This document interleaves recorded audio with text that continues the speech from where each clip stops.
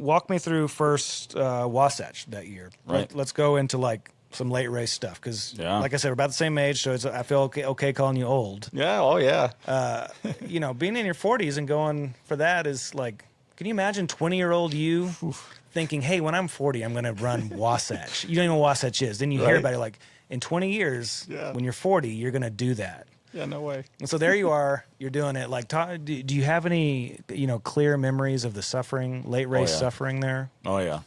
So, I knew what I was up against, right? Second time at it and second year in a row. So I'm like, okay, I had some strategies, right, that were going to get me through. Yeah. And I did better early on than I thought I would.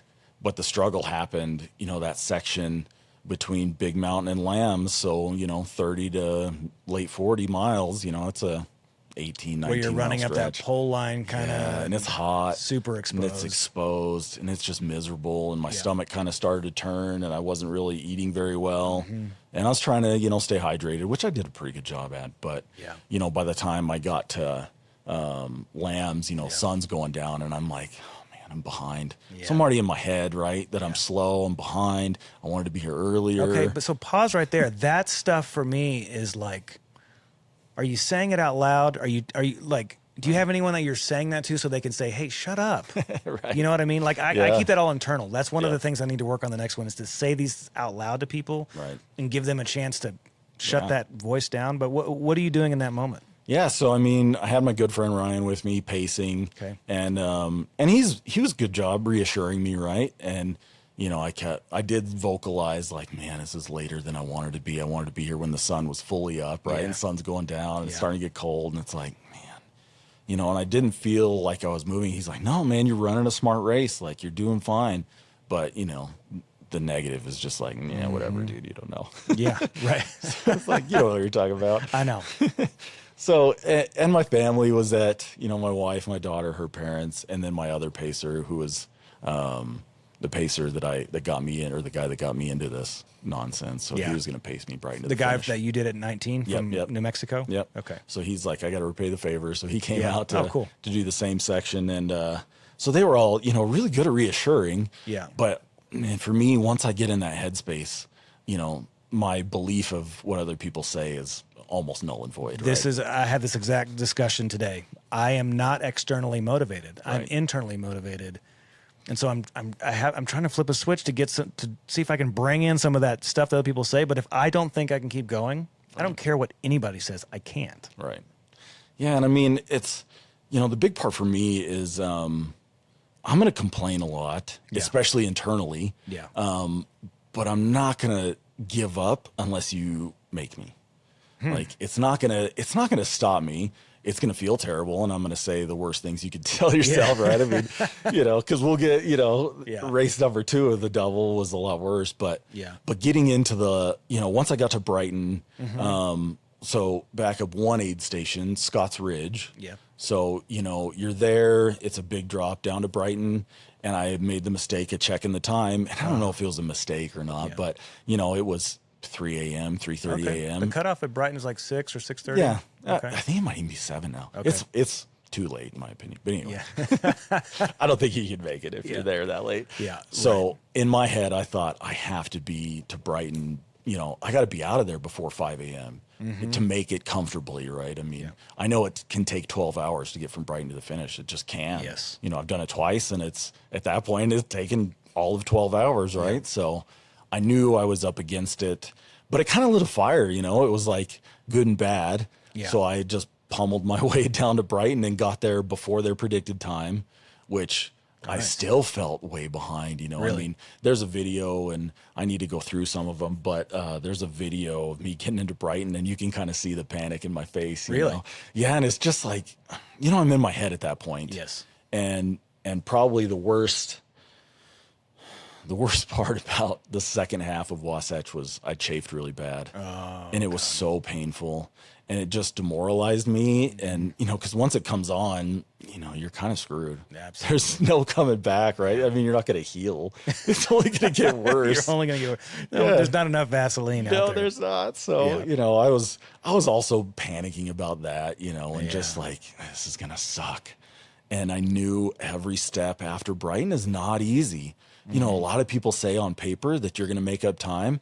I just think that's a fallacy. Yeah. I just don't think, you know, I mean, it's a tough last 30 miles, man. It's no joke. So I knew, you know, I was just in my head the whole time.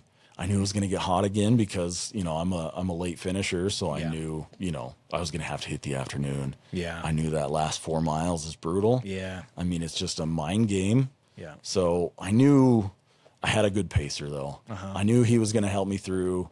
I knew he wasn't going to let me quit. Yeah. You know, he was a good time, you know, making me laugh and telling stories and making fun of me, and it was good stuff. Well, so you know, you're a very like down to earth type person. And where I want to apply that here is like, so you're at the starting line. You're not the type that's like a cheerleader in your own brain. Like you can do it, you know, it's like, it's probably like a very sober, you're logical thinker, like at the starting line. What's going through your head? Yeah, terrified, man. Yeah. I mean, full on, you know, excited. Yeah. Because it's what I worked a year for, right? I mean, I knew as soon as I finished Wasatch the first time, I wanted to try for the double. So I was like, so I mean, it's a full year of the build up, right? And then so super nervous, you know, but terrified. I don't ever feel like it's in the bag, like until I'm 5 miles out and I got 2 hours cushion. Okay, I could walk this in if I have to, right? Yeah. So I don't ever feel that like just overconfidence that it's going to happen. I mean, I could do 10 of these and I don't think I'd feel like I'm going to walk through and just be fine. I mean, because anything can go wrong. Yeah. So I try and, you know, I try and be positive, but it's not happening, right? Yeah. I mean, I'm calculating, especially doing Wasatch and Bear, you know, the second time for both of them, I knew what I was up against. Yeah. So the struggle for me big time at Wasatch was not thinking about every aid station down the road. Okay. It was like, just think about the next one, man. Yeah. Like get to the next one. Don't worry about mile 80 where that climb sucks and you're going to hate it and it's going to be painful. And, you know, think about you're at mile 40, man, get to 50. And like, okay. So let's say that you've set that and, you know, let's get to mile 50. You get to mile 50. How hard is that transition to say, all right, let's get to 56 now? Yeah, way harder than it sounds, right? Yeah. I mean, it's still like, okay, at 60, I got this, but at 70, I got this. Right. Oh, man, and then I got to drop into there, and then I got to climb up out of there, and then, oh, that section sucks. Do you get any anxiety around the times that you told your crew that you're going to be somewhere? Hugely. Yeah. I mean, it's been the hardest. One of the most difficult things is to not worry about them. Yes. Because I just think, man, and I've done it probably every single time I see them. Man, I'm sorry, I'm so slow. I know. It's like every time. They know what. I mean, your brain is just so gone. Right. You're apologizing for that. Yeah. If those people who are there for you are worth, you know, their salt, they know what you're doing, and they know you're probably going to be like 5 hours late. You're like, exactly. You were so ambitious and optimistic. Yeah. Like, no. Yeah. We'll see you whenever. And my wife is the same way. She's always like, if I need to leave because the kids are too much, I'll just leave. You know, like I am choosing to be there. Right. Don't care. But then in my head, I'm always like, God, I told him 5 and it's 7 and I got 4 more miles and I need to go lay down. Yeah. And so I, you know, all of that, it just, you know, works into the calculus. Oh yeah. Yeah. And I mean, I've tried making spreadsheets of like, best time, worst time, you know, what I want to be, but this is probably reality. Yes. And it's, it's been super hard, man. I mean, even in shorter races, I'm like, man, I'm sorry guys. And they just look at me like, dude, we're here for you. Who cares? And like I did it once. I did Speed Goat, and I came in, of course, later than I thought. And they were like, look where we are. Right. We're having an awesome time. Yeah. Speed Goat's great because the finish line is also like good. It's a great area for kids, and you know, I've got 3 kids, and so I'm putting stuff on myself that no one else is putting on me. Absolutely. And it's illogical. Yeah, completely. It doesn't make sense. Yeah, I mean, it's a volunteer, right? Right. I mean, my poor wife, she gets voluntold, but you know, you will be here. Yeah. And she's awesome. Yeah. And I mean, and her parents are awesome, and they're always there. And they just, you know, if you're going to, I've tried harder to put it in perspective of if I was crewing. Yeah. I'll do it all day. Yes. I don't care. Oh. I'm here for you, man. You know how bad I've done it a couple times where I'm crewing and the runner is late, and I love telling them it's no big deal, because it's therapy for me, because it's like, oh, it really isn't a big deal. Right. It's actually, I've been sitting in a lawn chair reading. Yeah. Or cheering no other cell people reception. On, right? Yeah. Like, this is a good thing. Yeah. So I guess a piece of that, like, how do you get through the late race survival, is be on someone else's crew, so you can see if you're talking about what we have, you can see that it's not as big of a deal as you may start to feel. Oh, for sure. Yeah. I mean, because crewing him, before I even started, it was like, okay, this is awesome. Yeah. I loved it. Loved every part of it, Yeah. And I mean, it is stressful to be crew, because you don't want to let them down. That's right. You don't want to miss them. That's right. So, but you enjoy it, right? And they enjoy it. So everything about it's fantastic. Yeah. The community's huge, right? I mean, so it is giving that little bit of perspective, right? Of like, okay, nobody cares. Right. Nobody cares. And like, nobody cares what your finish time is, right? No. We're obsessed with it internally. And in the moment. Absolutely. Yeah, it's like, absolutely. Gosh, I really thought I could do 32. It's probably going to be 36. Oh, yeah. 35, 59. The belt buckle's the same at that. I mean, you're not getting the... Yeah. Past 30, man, it's all the same. Who cares? Okay, so you push through Wasatch. Yep. Made it through. Which oftentimes, that's a fantastic story in and of itself. But now you've got a quick turnaround. Right. So how many weeks until the bear? So 3 weeks. This year it was 3 weeks. It's been 2 before, but this year was 3. Right. So, it's 5 days off, literally not doing anything. Yeah. Doing a little bit of walking, and then that Saturday, so 6 days later, start running again. What was your volume like? It was 8 to 10 the first Saturday, Sunday, Yeah. which I actually felt way better than I thought I would. Oh, wow. And then I think I did 40 or 50 miles that middle week, with, felt like kind of a regular training week, right? Great. Not a bulk week, not a high end, but, average. So felt pretty good. There's some things that didn't feel good, but it wasn't like, okay, I'm injured. It wasn't deal breakers. No, not at all. So it was just like kind of expected. I didn't expect it to feel good. Yeah. And then, the taper week came and it's right back at it. And it was like, and I felt nervous before every race. Yeah. Hands down. But this one was different, right? Was Wasatch weighing on your mind? Like what you've done, what the miles you already put on your body? Yeah. I mean, I was assuming I was going to be tired before I even started. Yeah. I mean, it was like, it's going to suck, right? I mean, I knew instantly before I even started that it was going to suck. Yeah. I mean, I put it in my head that way, which most of what I put in my head for bear was exactly what you shouldn't. I mean, early on, I felt actually pretty good getting into the first crew stop, which is like 19, right? Yeah. Felt pretty good and was doing okay, nutrition, hydration, but quickly made a turn after that. So there, big long climb, starting to warm up, and then I couldn't eat anymore. Really? That quick? So there's a video and I was looking for it. So I remember exactly what I said, but it's still on my GoPro. I haven't even uploaded it yet. But I vividly remember saying, this is going to be the hardest thing I've ever done. And I'm at, mile 30. And I thought, I'm going to have to dig deeper than anything I've ever done before. This is going to suck. Like, I'm tired. I can't eat. Nothing looks good at an aid station. I mean, I was still drinking. They did gnarly, so I was still drinking, calories. Yeah. At that point, but it was rough, man. All right. So, I mean, clearly we all understand the concept of digging deep, right? But what everyone sort of unearths when they're digging is unique. As you're digging deep, like, what are you finding in yourself? Right. What's there that you can pull on? And B, did you surprise yourself?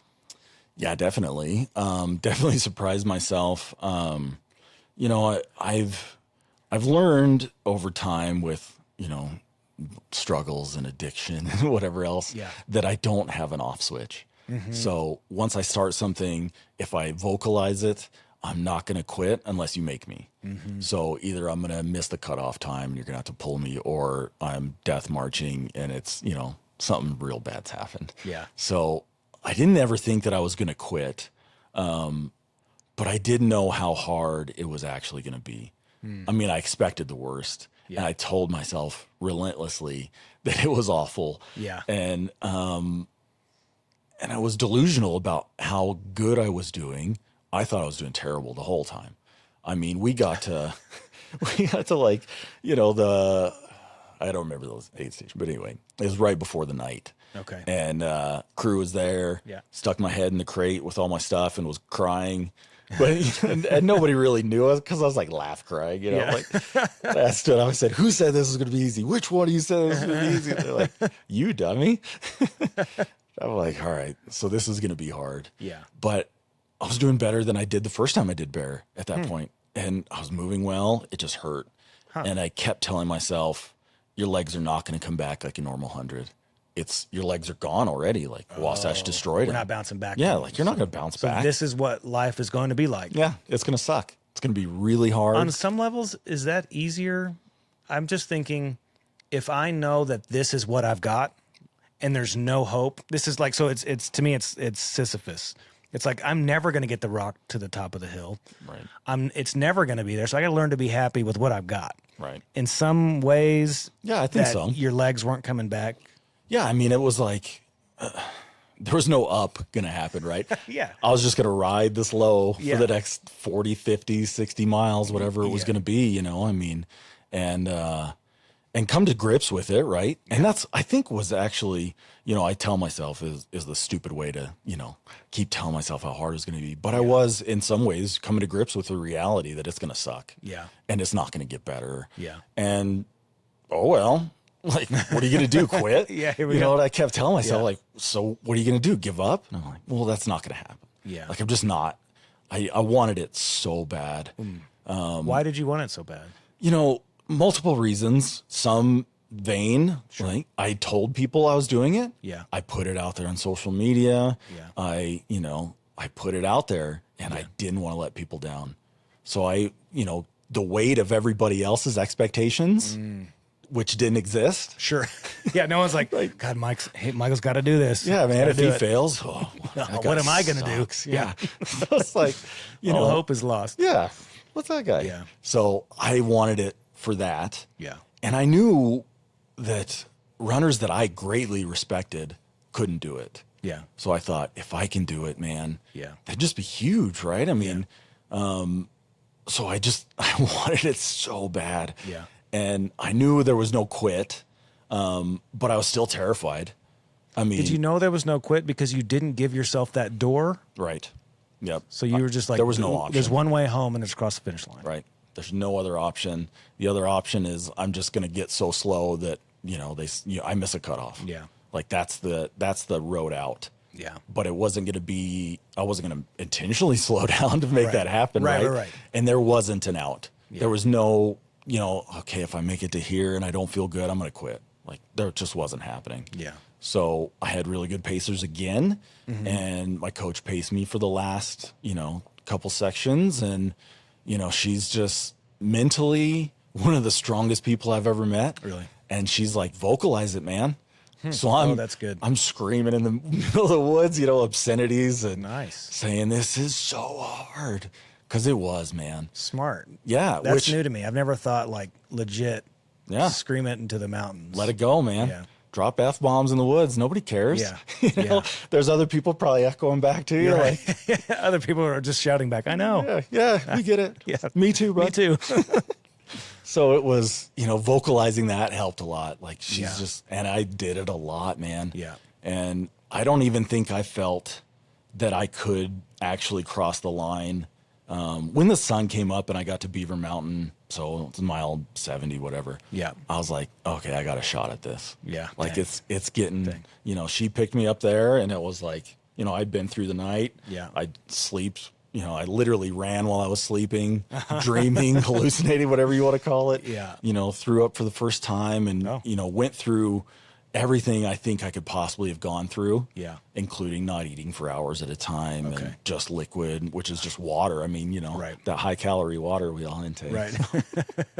So it was getting to that sunrise. I thought, maybe I can do this. Maybe it's going to happen. But I would never let myself be like, you got this. Yeah. Like, it's happening. You're going to cross that line. Yeah. But inside, I continuously put that in my mind. man, you know what it's going to feel like when you cross that line? Like the tears are going to flow. Yeah. The adrenaline's going to hit you. You're going to sprint through that gate. And where are you at saying that? So that is pretty early, honestly, even before the start, I would say. You were there. I was there, man. Yeah. Like I knew, man, that's going to be 2 buckles, 2 blacks. Like, can you believe what it's going to feel like? Yeah. To do what some people that you know have never been able to do, right? Yeah. People have given up. People don't even attempt it. People think you're stupid. Yeah. So it's great. Yeah. You know? So that's motivation. And it was just like, I envisioned that. I mean, I envisioned that a lot, almost every race, right? I know that feeling now. Yeah. And I know that it was going to be so much sweeter than any of them that had been before. So I'm like, that was, you know, huge motivation, right? Yeah. But not being able to actually let myself feel that it was going to happen until probably the last aid station. Oh, wow. And I'm like, dude, you oh my God. Man. Yeah. Like, this is happening. Then you get like an hour or 2 or however long that is of just feeling like, oh my God. Right. Like this is happening, man. And it was, you know, it's not easy. Yeah. That last stretch of bears, you know, comparable to Wasatch. Totally. It's hard. It's hard. It's no joke, right? Yeah. So up and over that hill. It's like, God, really? That's how we're going to finish this thing? Yeah. I got to climb up that. Yeah. And I'd already done it before, so I knew what I was up against again, right? Yeah. So, and, you know, the finish is even a little bit farther away now than what it used to be. So, you know, from that last aid station and you're on the road and I'm just like, man, this thing's never ending, but it's right there. And I ended up seeing a guy that I'd kind of yo-yoed with, and I'm like, you know what? This time, man, let's go. Yeah. So I was that's great. Running like 9-minute miles, you know, felt like I was running a 5-minute mile. Yeah. I mean, it was like adrenaline just took over. I'm like, I can't believe this is happening. Yeah. That's amazing. An unreal feeling. But it wasn't, I don't even think it was until I made the turn and mile left that I even let myself actually say, I did it, man. Gosh. And even now it's annoying that I, you know, try and belittle it or, you know, degrade it to think like, was it really that hard? Yeah. Well, you got your sights set on a 200? You seem like the type. Eventually, yeah, for sure. You know, I think I want to nail down the 100-mile thing. Yeah. You know, I think you've got a pretty good case to toe the line of a 200. I've got my, I love, you know, the desert. Right. I want to build a body of work that would justify me signing up for Moab 240 or Cocodona. I agree. I've still got some work to do, but man, I think you're there. I think you're ready for it. Yeah, I mean, they're definitely on the horizon, right? Why says, don't you dare. Yeah. Like, I am not, you're going to have to hire a crew. Yeah. And, you know, so I think it's there for sure. Yeah. It's on the list. It's going to happen. Yeah. I've got a few hundreds I want to do still, though. You got anything for this year? Yeah, I'm going to do Crazy Mountain 100 in Montana. Cool. Yeah, super excited. Good belt buckle. The buckle, buddy. The buckle's, you know, what drew me in. Yeah. You know, let alone that it's in an awesome place. Yeah. Beautiful scenery. Great race director, too. Yeah, I've only heard great things about it. So, and then I'm going to do the bear again. Oh, great. So I'll probably... There's like a 500-person wait list this year. Yeah, they had to cap it. Yeah. I mean, that's, again, I think we'll finish here how we left off. What I love about the bear and Wasatch is that those are 2 races that I think, from my perspective, have made intentional decisions to not be, no judgment, but like what Western States, they commercialize. That's great. Good for the sport. Love it. I'm a fan of that race, but Wasatch and the bear, those still feel like a local feel, right? Yeah. And man, the energy is good. Oh yeah, yeah. And the race directors of the bear, like, we don't want to do a lottery. We want to keep it how it is. Yeah, that's crazy. Keep the feel right. Yeah. And I mean, it sold out in 2 hours. We want people like that, you know, protecting some of those races. And on the other end, I want those big marquee races. But man, to keep the bear and Wasatch, it's a real treasure for Utah. Absolutely. It's a great choice on those 2. And good job with both of them. Oh, thanks. Thanks for your time today, Michael. Oh, thank you. Appreciate you having me. See you next time. Yeah, thanks.